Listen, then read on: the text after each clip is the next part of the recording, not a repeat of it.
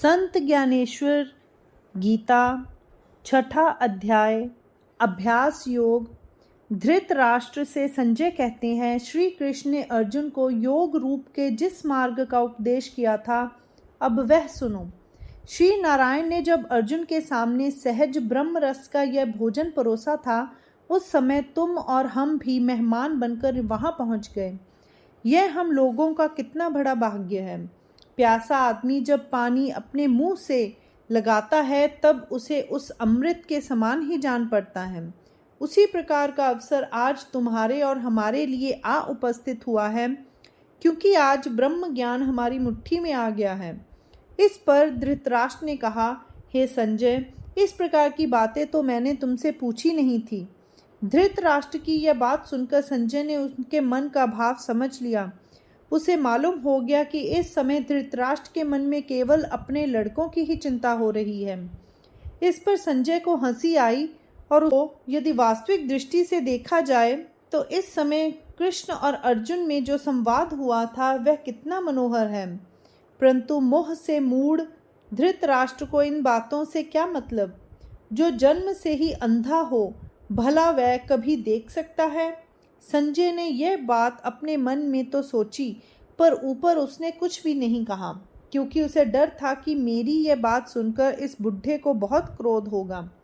परंतु संजय अपने मन में इस बात पर बहुत प्रसन्न हुआ कि श्री कृष्ण और अर्जुन का यह संवाद मुझे सुनने को मिला। उसके मन को पूरी तरह से व्याप्त करने वाले उस आनंद ने उनके अंतःकरण में स्फूर्ति उत्पन्न की और इसीलिए उसने बहुत प्रसन्नता से उस संवाद का प्रसंग कह सुनाया। यह प्रसंग गीता का छठा अध्याय है, जो तत्व निर्णय का स्थान है। जिस प्रकार क्षीर सागर को मथने पर अंत में सब रत्नों का सार अमृत प्राप्त हुआ था, उसी प्रकार गीता के तत्व ज्ञान का सार अथवा विवेक सागर का उस पार का तट अथवा समस्त योग संपत्ति का खुला हुआ खजाना यह छठा अध्याय है। यह वही छठा अध्याय है जिसमें आदि माया स्तब्ध होकर बैठी है, जहाँ वेदों का बोलना बंद हो जाता है और जहाँ से गीता रूपी वल्ली का अंकुर निकलता है। मैं भी इसका वर्णन साहित्य के प्रकाश में अलंकारिक भाषा में करूँगा। आप लोग ध्यान देकर सुने। मैं देशी भाषा के शब्दों की योजना करता हूँ, परंतु यह योजना ऐसी रसपूर्ण होगी कि अपने माधुर्य के कारण स्वयं अमृत को भी सहज में परास्त कर देगी। यदि इन शब्दों की तुलना कोमल गुण के साथ की जाए तो इसके सामने संगीत के स्वरों की कोमलता भी तुच्छ ठहरेगी। इसके मोहक गुण के सामने सुगंध की महत्ता भी फीकी पड़ जाएगी। इसकी रसालता का महत्व इतना अधिक है कि कानों में भी जीभ निकल आएगी और सब इंद्रियों में कलह मच जाएगी। शब्द स्वभावतः श्रवणेन्द्रियों का विषय है, परंतु जिह्वा कहती है कि इन शब्दों का रस मेरा विषय है। घ्राणेन्द्रिय का विषय गंध है, परंतु देशी भाषा के ये वचन अपनी सुगंधि के कारण घ्राण का भी विषय बन जाएंगे। इनके संबंध में एक और अद्भुत बात यह है कि उच्चारण की जाने वाली इन बातों का स्वरूप देखकर नेत्रों को भी ऐसा समाधान होगा कि वे तुरंत बोल उठेंगे कि यह तो लावण्य की खान ही खुल गई। और जब पूरे वाक्यों की रचना होगी तब श्रोताओं का मन दौड़कर बाहर निकलने लगेगा, क्योंकि वह चाहेगा कि मैं इन शब्दों को दोनों हाथों से पकड़कर गले से लगा लूं। इस प्रकार सभी इंद्रियां अपनी अपनी वृत्ति के अनुसार इन शब्दों पर अधिकार प्राप्त करने का प्रयत्न करेंगी, परंतु ये शब्द समान रूप से सबका समाधान करेंगे। जिस प्रकार सूर्य अकेला ही सारे जगत में चेतना उत्पन्न करता है, उसी प्रकार इन शब्दों की व्यापकता भी बहुत ही विलक्षण है। जो लोग इन शब्दों के भावार्थ पर विचार करेंगे, ऐसा जान पड़ेगा कि ये शब्द नहीं है, बल्कि इन शब्दों के रूप में हमें स्वयं चिंतामणि ही प्राप्त हुआ है। परंतु ये बातें बहुत हो चुकी। अब मैं देशी भाषा का शब्दों की थाली में ब्रह्म रस परोस कर निष्काम साधु जनों के सामने यह ग्रंथ रूपी भोजन उपस्थित करता हूँ।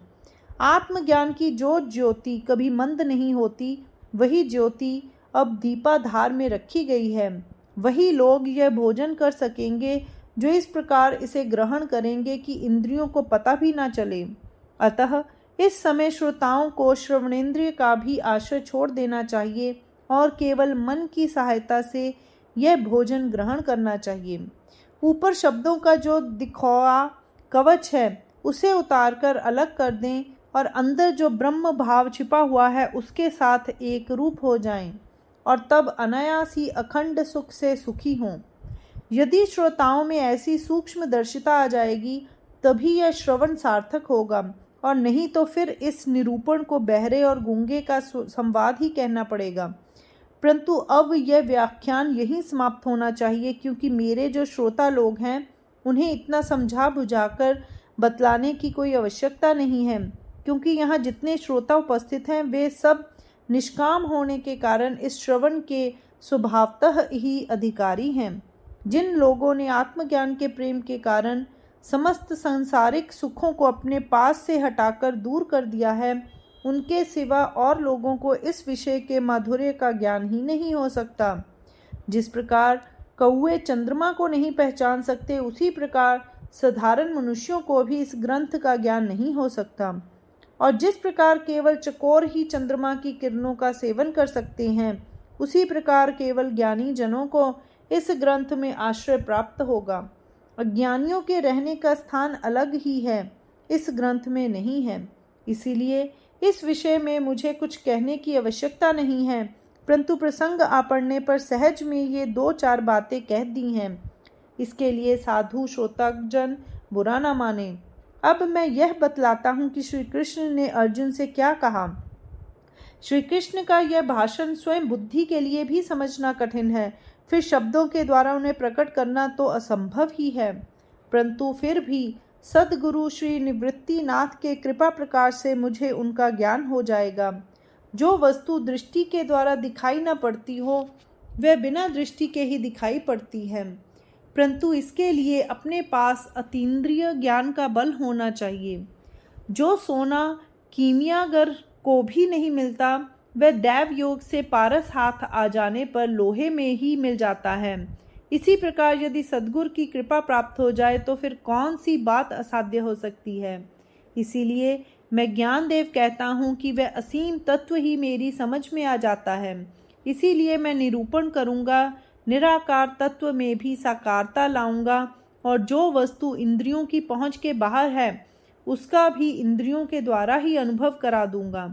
अब जिन श्री कृष्ण में यज्ञ, श्री, औदार्य, ज्ञान, वैराग्य और ऐश्वर्य इन 6 गुणों का वैभव है, और इसीलिए जिन्हें लोग भगवंत कहते हैं और जो सदा वासना संगहीन पुरुषों के साथ रहते हैं, उन श्री कृष्ण ने अर्जुन से कहा, हे पार्थ, अब तुम अच्छी तरह ध्यान देकर सुनो।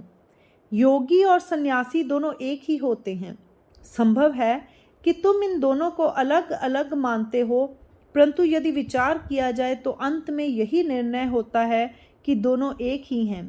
यदि यह नाम भेद वाला भ्रम दूर कर दिया जाए तो योग ही संन्यास सिद्ध होता है, और यदि ब्रह्म ज्ञान की दृष्टि से देखा जाए तो इन दोनों में कोई अंतर नहीं दिखाई पड़ता। जिस प्रकार हम एक ही पुरुष को भिन्न भिन्न नामों से संबोधित करते हैं, अथवा जिस प्रकार 2 भिन्न भिन्न मार्गों से एक ही स्थान पर पहुंचते हैं, अथवा जिस प्रकार स्वभावतः एक रूप रहने वाला जल अलग अलग बर्तनों में भरा जाने पर भी एक रूप ही रहता है, उसी प्रकार योग और संन्यास का भेद केवल दिखौआ है, वास्तविक नहीं। हे अर्जुन, जगत में बहुमान्य सिद्धांत यही है कि जो व्यक्ति कर्मों का आचरण करता हुआ भी उन कर्मों के फल से संग नहीं रखता, उसी को योगी समझना चाहिए।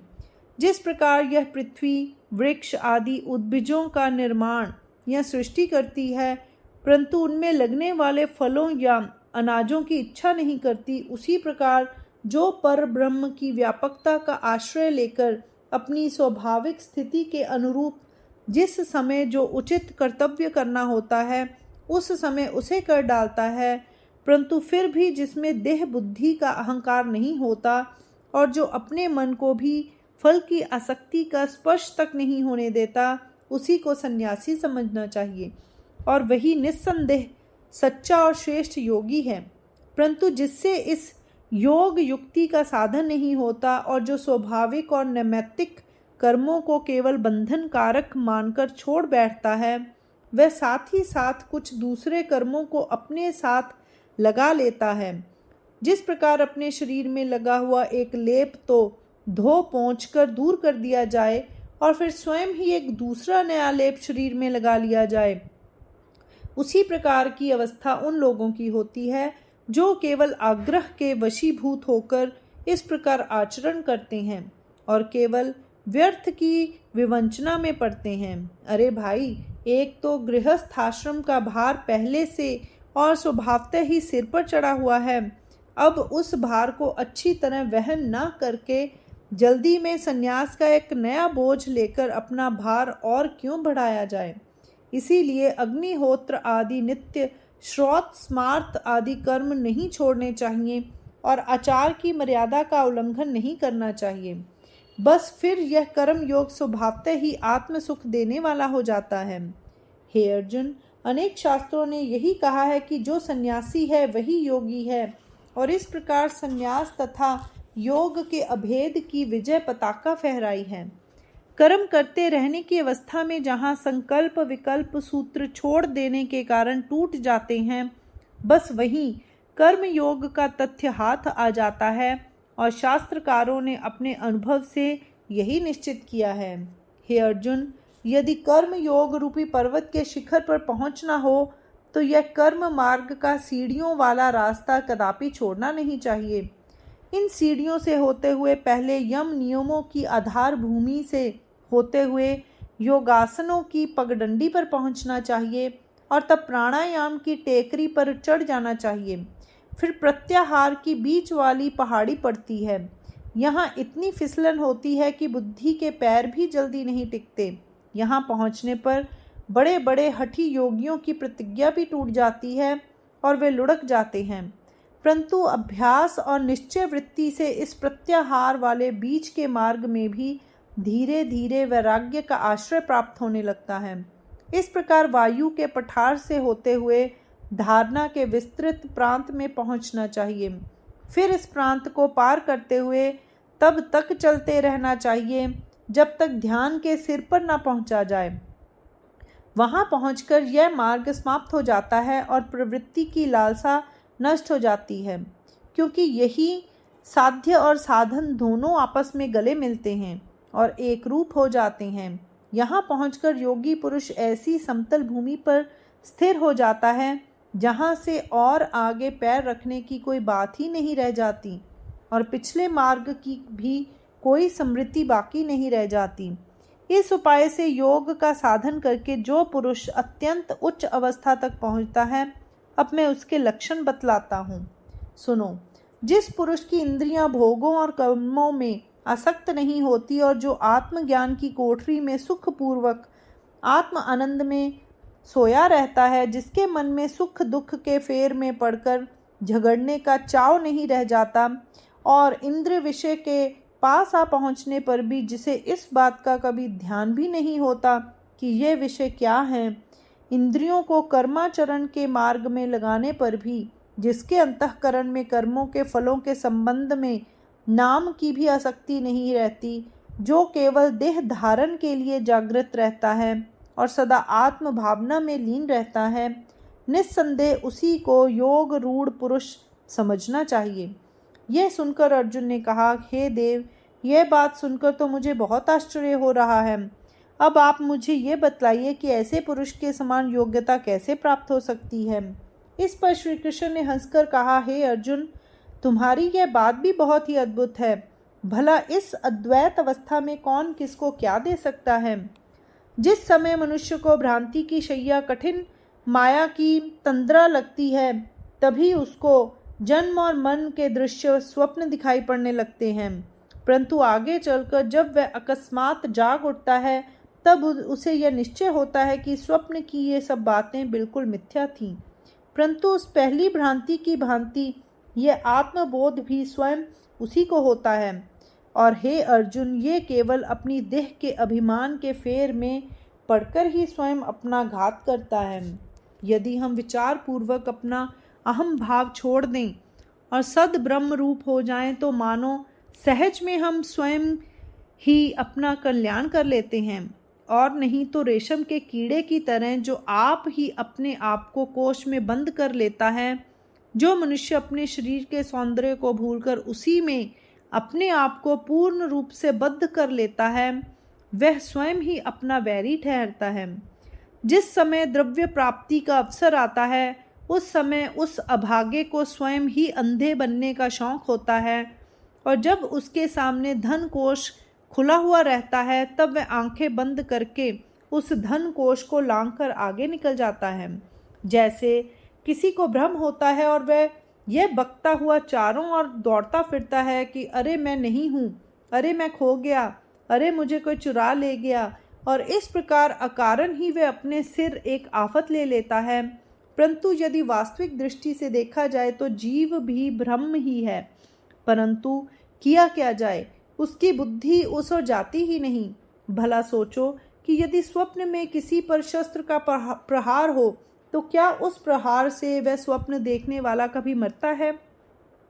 परंतु ऐसे पुरुष की स्थिति उस तोते के समान होती है जो उस नलिका यंत्र पर बैठता है, जो स्वयं उसी को पकड़ने के लिए बनाई गई होती है। तोता उस नलिका यंत्र पर बैठता है और उसी के भार से वह नली चलने लगती है। वास्तव में जिस समय वह नली उल्टी चलने लगती है, उसी समय तोते को उस पर से उड़ जाना चाहिए, परंतु उसके मन में भय समा जाता है। वह व्यर्थ ही गर्दन घुमाता है, छाती सिकोड़ता है और चोंच से उस नली को खूब जोर से पकड़े रहता है। उसके मन में यह मिथ्या धारणा हो जाती है कि मैं वास्तव में पकड़ा गया हूँ, और इस मिथ्या कल्पना के फेर में वह ऐसा पड़ता है कि अपने पैरों के खुले हुए पंजों को उस यंत्र में और भी फंसाता चलता है। इस प्रकार जो स्वयं और अकारण ही बंधन में पड़े, उसके संबंध में क्या यह कभी कहा जा सकता है कि उसे किसी दूसरे ने बंधन में डाला है? परंतु जब एक बार वह ऐसे भ्रम में पड़ जाता है, तब वह उसके फेर में ऐसे फंस जाता है कि यदि उसे आधा काट भी डाला जाए तो भी वह उस नली को कभी न छोड़ेगा। इसीलिए जो मनुष्य स्वयं ही अपने संकल्प विकल्पों को बढ़ाता है, वह स्वयं ही अपना शत्रु होता है। परंतु इसके विपरीत जिस पुरुष को इस बोध का अनुभव होता है कि मैं आत्मा हूँ, और जो व्यर्थ का या मिथ्या बात का अंगीकार नहीं करता, मैं कहता हूँ कि वही श्रेष्ठ आत्मज्ञ है।